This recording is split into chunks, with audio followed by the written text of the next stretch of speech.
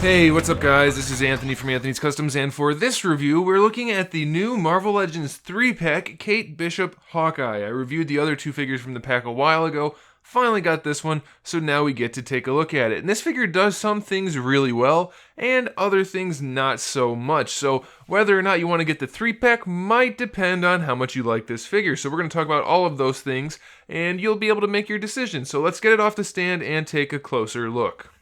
Alright, so this figure stands just about 15.5 centimeters, which makes it just about a little bit under 6.25 inches, pretty close to that. She has two accessories, well, kind of two. We have one, which is the bow. It looks pretty nice. It's not anything we haven't seen before, but it'll do. It's okay. It's got a little bit of paint on it. And then we have the quiver, which it's kind of an accessory, but it really just goes onto her belt, so it doesn't really count. But they did a decent job painting it. You can see the shaft of the arrow is painted silver. Then we have the lighter purple for the, whatever those things are called in the back. And then we have the dark purple molded plastic for the actual quiver. So it's not too bad. And then overall, the figures, it doesn't look too bad. They did some paint work on it, which is good. I mean, we have the painted belt buckle, so that's a good thing. We have the painted face, which looks really nice. I have to say, I love the way they painted the face. I love that lighter pink that they've been using for some of the faces now. Gives it a much more organic look. I like the sculpt work for the face, even though the glasses are sculpted in. They're painted nicely, so that's a good thing. There is one problem with the head, and we'll get to that. And then the other issues with paint, it's kind of good and bad. The painted shoulder and then the painted hips, they're painted well in that they have nice clean lines and it looks decent. It's just that sometimes on some of the figures it's worse than others. On this one it's kind of okay. I've seen some others that it stood out more. The painted skin tone isn't quite the right color.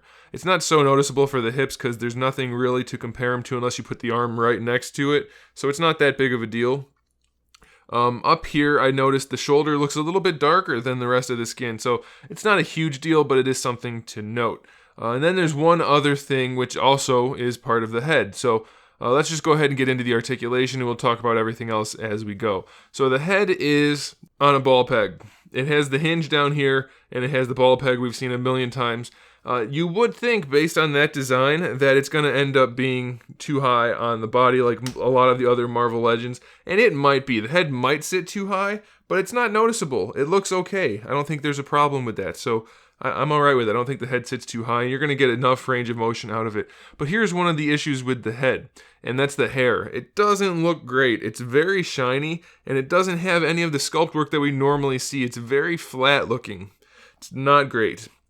And of course, the way it fits over the shoulder is going to limit the articulation a little bit. But you can see on the back of the head there, it just looks weird. The sculpt is very flat. It almost looks like ribbons hanging on her head. So it's not terrible, but it's not great. Then the other issue with the head that I wanted to talk about involves both sculpt and paint. The top of the head is a separate piece from the bottom of the head. So if you look above the gold part, above her left eye where the hair part is basically, they had to paint that. And so it looks weird because you can tell it's a separate sculpt from the rest of the head to that. And they had to paint the skin tone right there, which doesn't match the rest of the face. So it's not the best design. I'm not sure why they went that route with the whole top of the head being a separate piece rather than just the hair. Could have looked a little bit better. Is it a deal breaker? Probably not, but it is worth noting.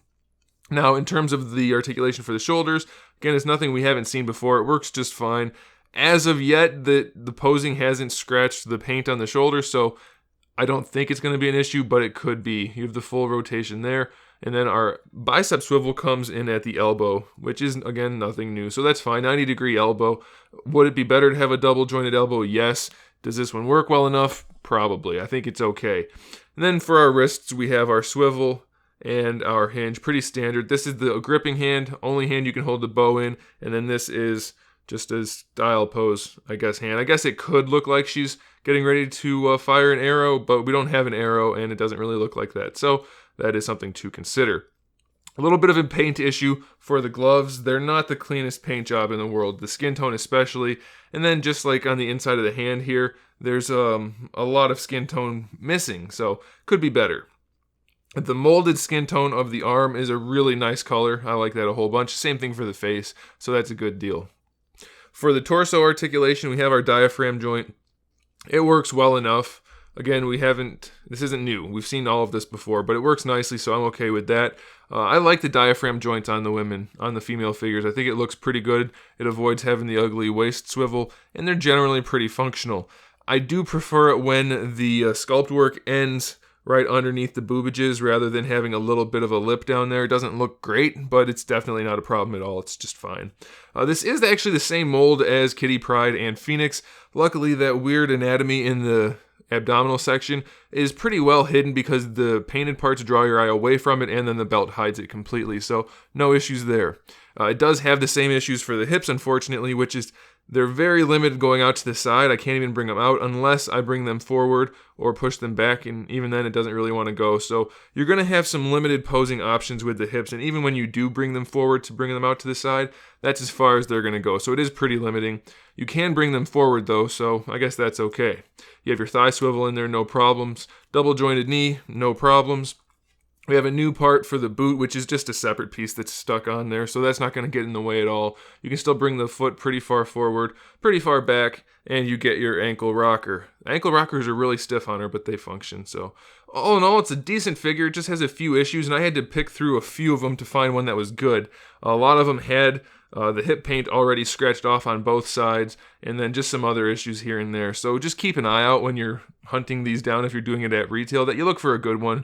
And if you find a good one, I think you'll be pretty happy with it. It's not a great figure, it's not a bad figure, but it's definitely an okay figure. You'll probably be happy enough to have it. So there you go, guys. Thanks for watching. Make sure you subscribe to the channel. I have new videos up every single day. Talk about action figures, movies, TV shows, video games, all kinds of fun stuff. So make sure you come back for that. And in the meantime, keep collecting.